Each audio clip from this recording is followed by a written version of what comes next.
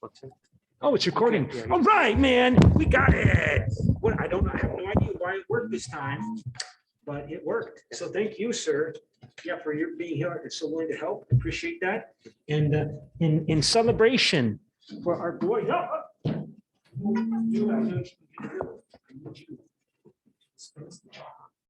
Okay. And I might want to use this laptop anyway. After me. In case I need this later. But all right, so let me just go ahead and get this set up. And why that works so easily. All right, so go here, go to Kingston, go to methodology, and then we go to lesson plan, and then we go to all right, so far so good. That's good. All right, so we're recording. So all right, so you hear me, and make that larger here. So that's our debate topic today. To South Koreans, diffuse cultures are more realistic than specific cultures. And I have provided some feedback to your paragraphs. Of course, you know, it's very thoughtful, interesting to read your paragraphs. And let me then also make sure, so I don't forget, that we open up another browser and do our smart attendance. Go down here like this. And make sure it's in English. And go to Cyber Campus, log in, and then I log in. Here.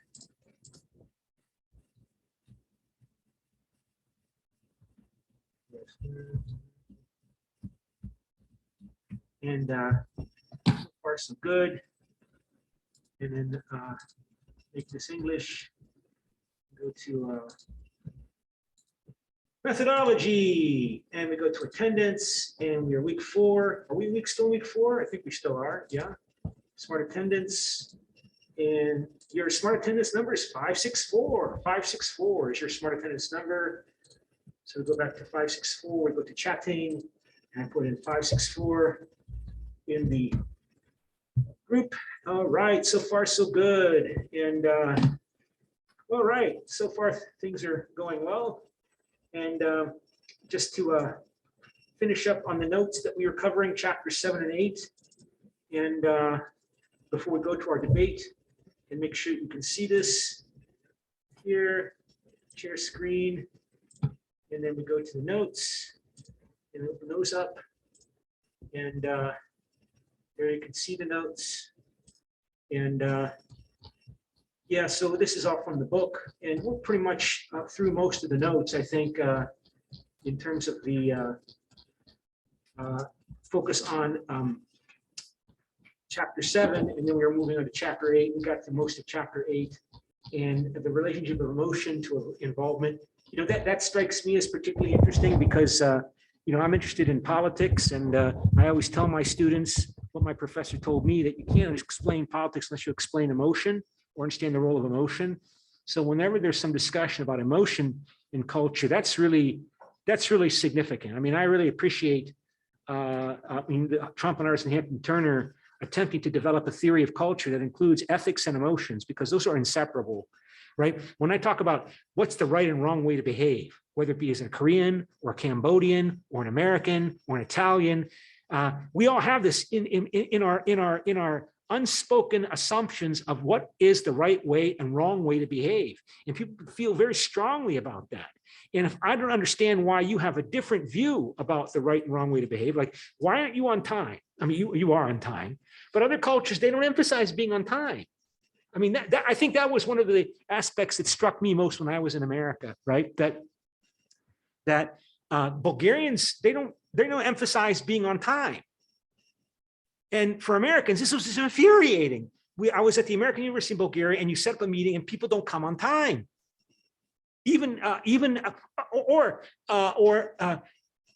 you know what really struck me? And it's not just about Bulgaria. I think it's about former communist countries. When I'm up here, blah, blah, blah, blah, blah, speaking as a professor, I would see it, this is after communism, of course, when somebody would speak, whether it be a professor or a presenter, other people in the back of the room would be talking to each other.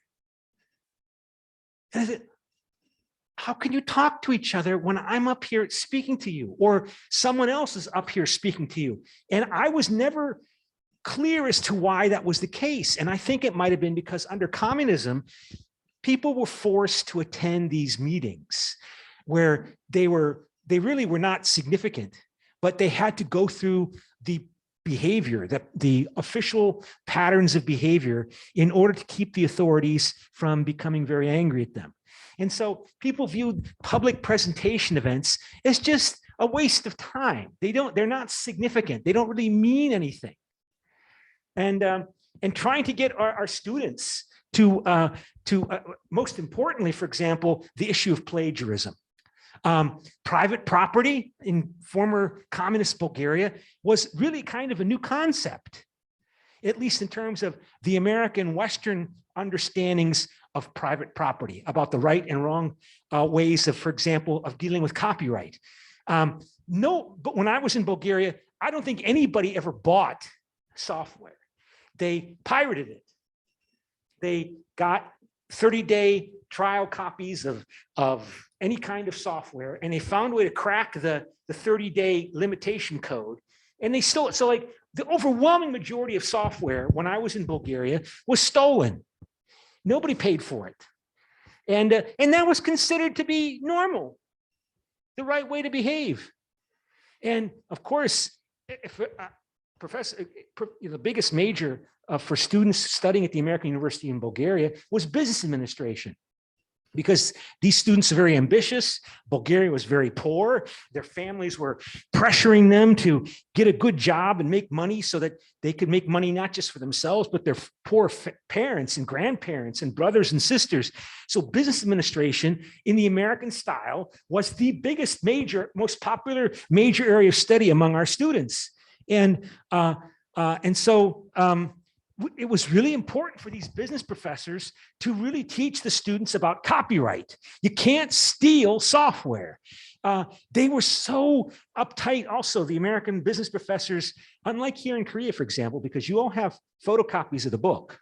Or I see some of you have the book. No, you have the photocopy? You're not allowed to do that in the US. You can't photocopy the book at DocuCopy. But we do that here in Korea, but in Bulgaria, at the American University in Bulgaria, we made the students buy their textbooks. They had to buy the copy, and this is a very poor country where people's incomes like 500 euros a month. Yes.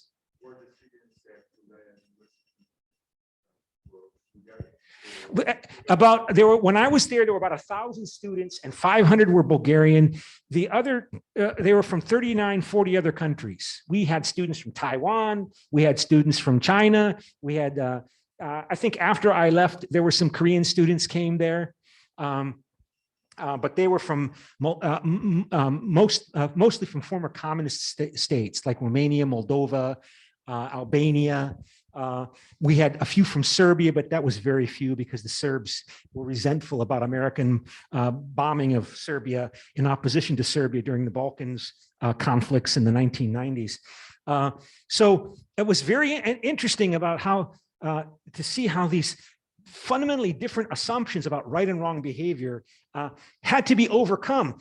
And this notion of private property also related to plagiarism. Like, Bulgarians think, well, if there's no such thing as intellectual property, what's wrong with copying text from other sources and claiming it's your homework? You can't do that. And we were able to teach them, but it took a collective effort by the entire organization to impress upon the students not to do that. And it only succeeded not because of one professor or two professors. The entire organizational unit had to be oriented towards teaching these students who we claim were the future leaders of the region, training the future leaders of the Balkans.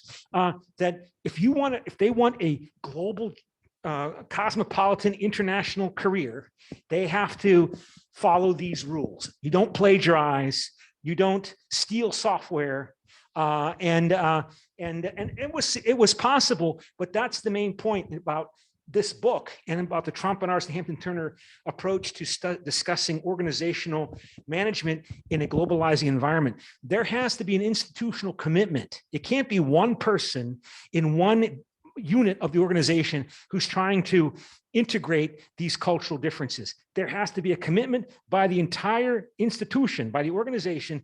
And this is just one textbook, so they can't go into all of the different approaches for managing an organization, obviously.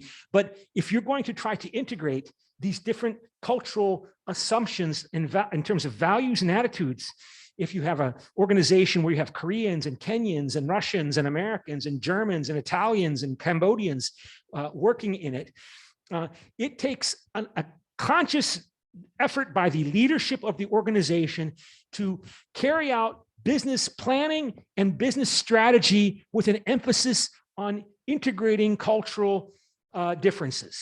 And that's the theme of the book. How do you carry out or manage an organization so that you exploit and utilize cultural differences to create value, to be more competitive, to be more able to gain greater market share as a source of creativity that generates profitability? And it takes an organizational commitment to do that. And otherwise, it still might not work. We already told you how Trompenaars and Hampton-Turner emphasize in the textbook that 70% of mergers and acquisitions between different companies joining together, one buying the other or something, they usually don't work. They're much less successful, and the different reasons they don't work is because they have these clashing corporate cultural expectations, and overcoming them without generating suspicion and hostility and resentment, with your best people becoming unhappy about the bad working environment, about the unpleasant working environment, about the conflicts and hostilities, about the backstabbing, they'll leave and join another company. And you start losing your best people because they don't like coming to work every day because they have a unpleasant working environment. And and sometimes the most direct manifestation of that unhappy, dysfunctional work environment is when people start complaining about harassment, that it might be acceptable. And there's even a reference to it in your book, about how, for example, they explicitly reference Turkey. If you are the leader of a company and you send a female manager to Turkey, you should be aware to the Turkish subdivision of your international corporation, you should be aware what kind of preconceptions and prevailing views will dominate in Turkey. And Turks generally are going to be more resistant to this notion that a female takes the leadership role in an organization. And if you put her there, there will be resistance. There may well be resistance and hostility, and she'll fail. And she'll look bad. The organization will look bad. So know what you're getting into and be prepared to address it. And if people don't understand what they're getting into, they will complain about behaviors that they claim are often include forms of bullying, even sexual harassment, creating a hostile work environment. People making comments about how can this woman be so arrogant in her treatment of everybody else? What does she think, she's a man? Those kinds of statements that if you're an American, not understanding the culture working in, you might say these people are hostile and abusive towards women. And then you got all of those issues, right? And so that's why I appreciate them highlighting this role of emotion, because people become upset when there's cultural differences that they can't reconcile. And so we have what somebody's got a chat here. Okay, so we go on here. So some discussion about emotions. We already covered all of this already. And how to reconcile specific, we got through this already, and we were working on ascription versus achievement as the basis for awarding status in a society. And Let me just go to that chapter. And in negotiations, we already highlighted how in ascriptive societies, titles are important. Relationships with the mother company are important. So they mentioned, for example, that in paper, ascription is people being awarded status on the basis of who they are and their backgrounds versus what they do. And they make some comments here about how paper performance does not work well in ascriptive societies. I mean, it works well in America, salesmen getting paid by their sale, right? A commission. In ascriptive societies, presumably in East Asian societies like China and Japan, the superior is by definition responsible for increased performance of the unit of the organization. And similarly, if the leader loses status, his or her subordinates in that unit lose status as well. Their status is downgraded as well. And they give you an example of that, which I don't have in detail here. In ascriptive societies, your ascribed status is who you are. Ascribed status simply is, and policy accommodations may be created to justify it, but those policies are not the reason for it. That policy accommodates status. So for example, e.g. means for example, in ascriptive societies, there may be a preference for older males from good families who may be supported by extensive training along with aging and promotion by seniority. You'll tend to find that in ascriptive societies. Achievement-oriented organizations justify their hierarchies of status by claiming that senior people have achieved more in terms of skills and knowledge in benefiting the organization. Ascription-oriented societies, organizations rather, justify their hierarchies in terms of seniority and status in terms of the power to get things done. And the power to get things done it may be through power. It can be power over people and be coercive, or power through people and be participative, that somebody's respected, and that means people listen to that person and they want to listen to that person. And status is therefore expressed in the form of power in the organization seen as a source of effectiveness. And again, there's a case example that Trompenaars gives in the book, which I didn't write out in detail. People are evaluated in achieving countries by how they perform the assigned function that they are given. Relationships between people are functionally specific. I relate to you as, for example, a sales manager. I am the sales manager for the sales group because of my superior sales record. And in evaluating me and another sales manager for promotion to a single opening, we are evaluated according to our sales record. The more sales, the more successful I am according to universally agreed criteria. And my relationship to the other divisions in the company, like research and development and manufacturing, is strictly functional one. I am my functional role, in other words, in an achievement-oriented organization.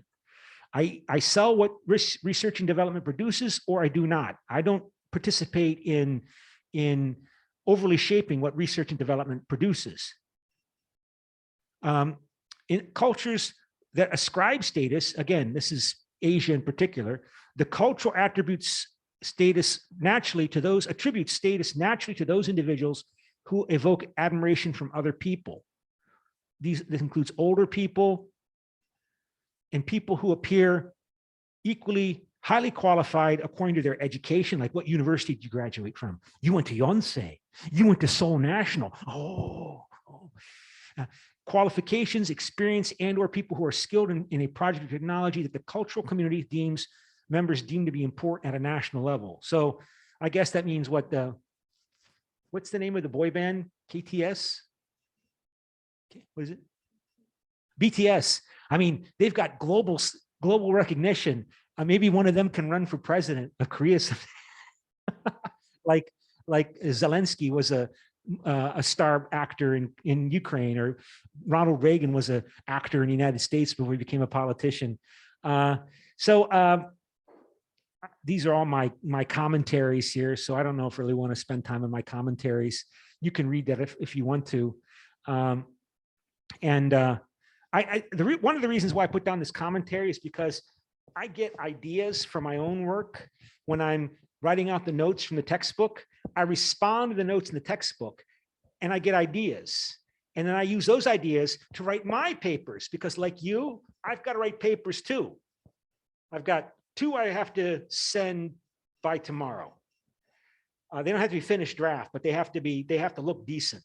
So I have to write papers too. So I have to come up with new ideas and new projects. And I get those by writing out these ideas like this.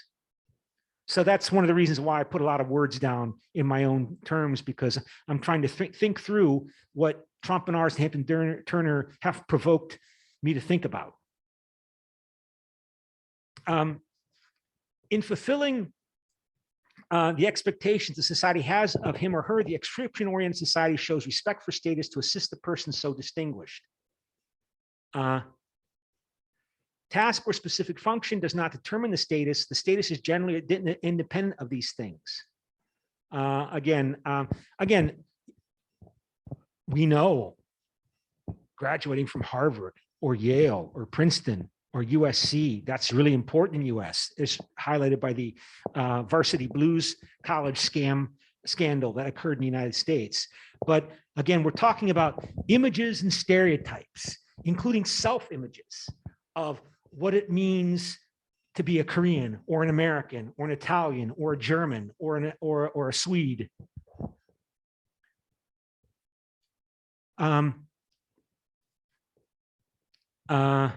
So that person with high status in a subscribed status organization, it's difficult to compare that person with other individuals because he or she is particular. And his or her performance is partly dependent upon the loyalty of his or her subordinates. The subordinates must display this loyalty. Of course, loyalty is important in US too, but they're claiming it's just even more fundamentally important. Accept it as normal. It's not even something you think about. They're claiming in terms of these archetypes of ideal self-images in more ascriptive societies. In Western societies, achievement-oriented corporations often send on challenging assignments, young, promising managers to distant countries, doing so without understanding that the local culture will not accept their youthfulness and their gender regardless of how well they achieve. Okay, that's the reference to the case of sending a young female manager to work in Ankara, Turkey.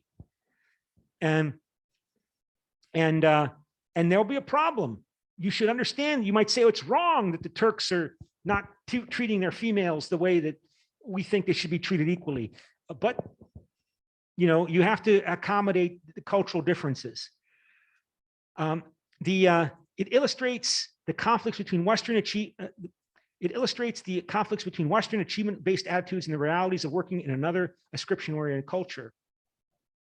So a Western company might risk a legal case against it if management orders discrimination in that young females be ruled out from promotions to its overseas subsidiaries in some cases. But nevertheless, the reality is that they may be being set up for failure because ascription-oriented cultures may refuse to cooperate with them, not to mention help them to succeed. Okay, so just that's what I was referencing earlier.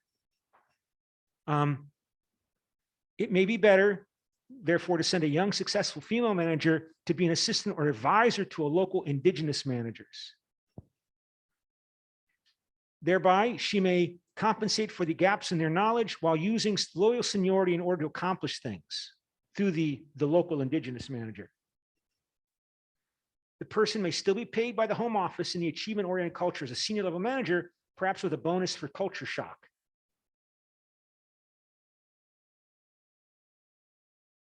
And, you know, just make that point. It is not possible to replace Turkish or South Korean cultural norms with American or Portuguese ones or whatever. If the company seeks to be effective in Turkey or South Korea, attempting to do so will fail in the long run. So, you know, I haven't investigated, but it seems to me that a lot of South Korean companies have done well in the US. Like Hyundai, they set up some big manufacturing automobile plants in Alabama, of all places, right? And other states as well. And Hyundai does really well in the United States. I mean, they're really been impressive performance over the last 20, 30 years. Before them, Toyota, the Japanese companies, Toyota, Nissan, they also set up corporations, plants in the United States, and they have been successful. So they have been able, these Confucian companies from Confucian societies, in somehow motivating their people, their Americans, to cooperate with the Japanese or Koreans that were brought in. And I don't know, this is what you do in business school. You study case studies. So Harvard University is famous for its Harvard case studies that they publish. And there's specific case studies of the performance of one company or another company in different situations.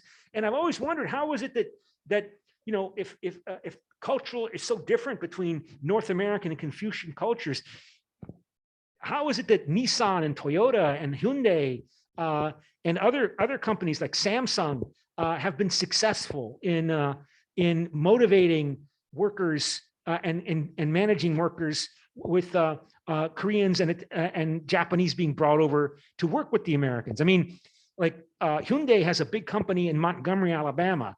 Alabama is a deep southern state. It doesn't have really big cities. Like, it doesn't have like an Atlanta, like in Georgia, or even a New Orleans, like in Louisiana. It has a difficult history with racial discrimination. And they say in Montgomery, which does have a big NASA rocket space research facility that was set up during the 1960s, that in Montgomery, there are lots of Korean stores, Korean products. You can find soju for sale. So evidently, there's a lot of Koreans who've moved from Korea to Montgomery, Alabama. I mean, and they're doing okay. They're doing well. Hyundai does really well in the United States.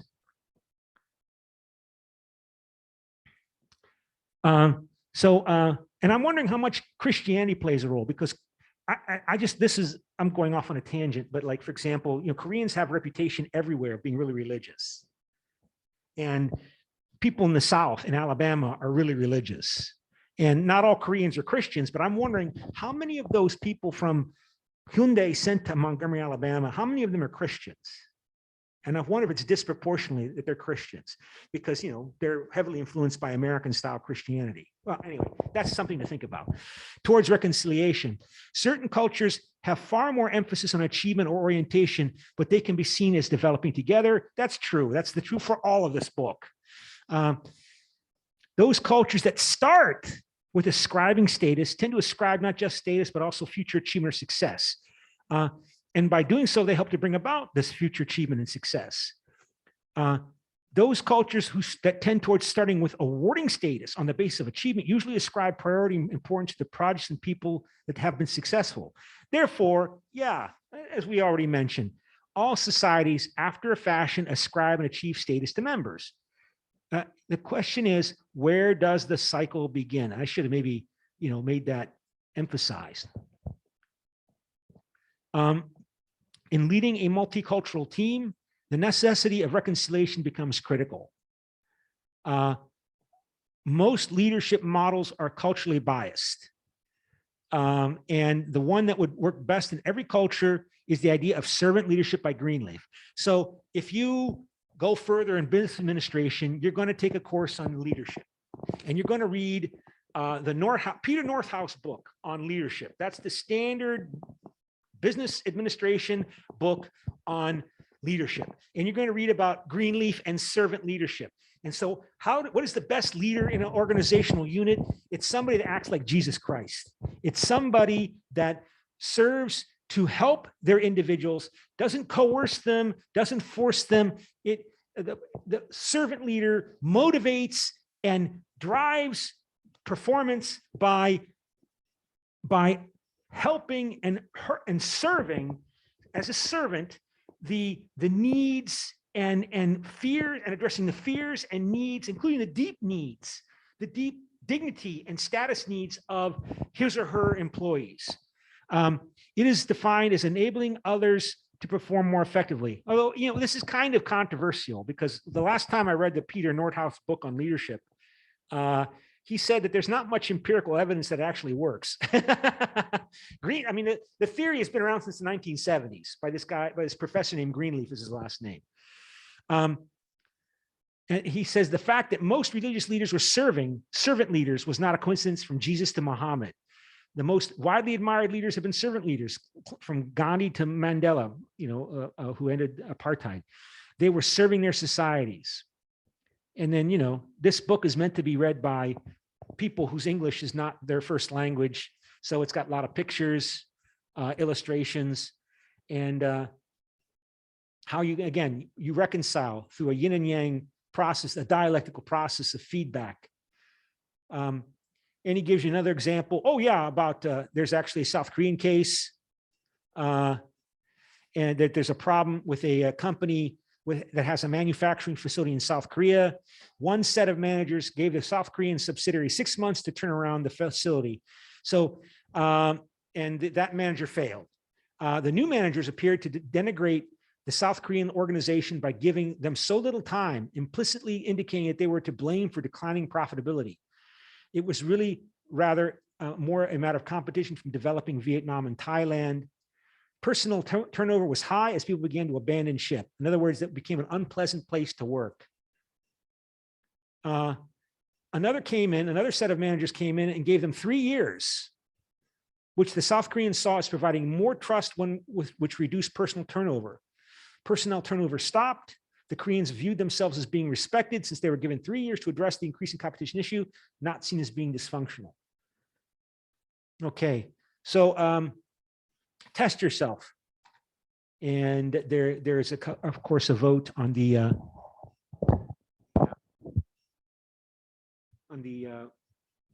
cyber campus we'll come to later. There are different grounds for according status to employees based either on what people have succeeded in doing or what qualities are attributed to them by the social system. 1, status should lie in permanent attributes of employees. That is their education, seniority, age, position, and level of responsibility ascribed. Status should not change according to occasion or just because of recent successes. It reflects intrinsic worth, not the latest forays. Or 2, status should lie in the permanent attributes of employees. That is their education. This is on a continuum, obviously. Seniority, age, position, level of responsibility attached. Such status tends to be self-fulfilling, with achievement and leadership resulting from what the corporation values and you expects of you. 3, status is a matter of what the employee has actually achieved, his or her track record. Yet over time, his deserved reputation becomes a permanent attribute, allowing success to be renewed and enabling more achievement to occur. Or 4, achievement or success is the only legitimate source of status in business. The more recent the achievement, the better and more relevant it is to current challenges. Achievement gets its significance from the humble nature of the individual's birth and background and from success in beating the odds. So we go then to the cyber campus. And if I go here, and then we go to vote and scroll down, make sure you can see that.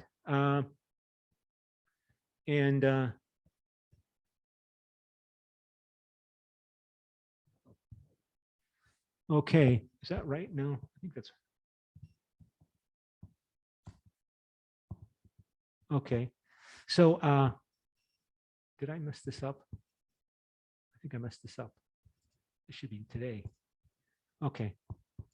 All right. So please vote and on this topic. And do you choose 1, 2, 3, or 4? And it's anonymous. So I'll never know. Nobody will know how you voted.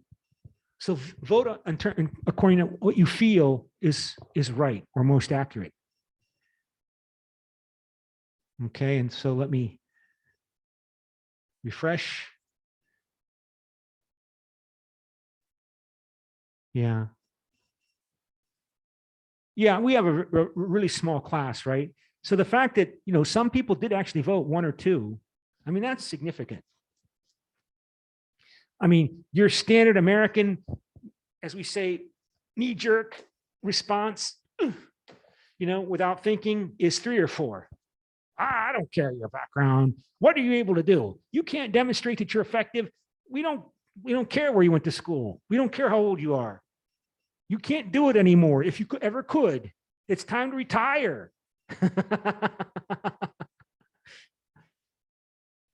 That's the American cowboy response, right? All right. So now what I need to do now is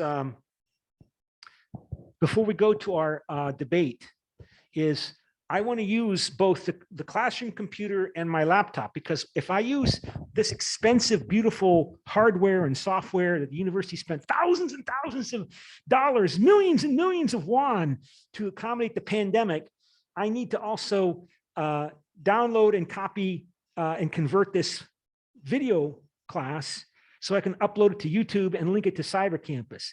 But it takes time to do that. So I'm going to shut down this classroom Zoom, and I'm going to open up Zoom on my laptop. So I would request that you then, after I shut this down, I'm going to go back and open up the same class on the laptop, because I can convert the file in my laptop in my office. I don't have to stay here for that. I think that's the classroom in the future. Professors will be given something like a laptop, and they'll carry it around to the classrooms because it's so much more convenient than doing this. You know, this is okay. This is nice, but this I don't have to save and convert the file here. I can do this in my office. So I'm going to shut down this and then go to the laptop. So stand by.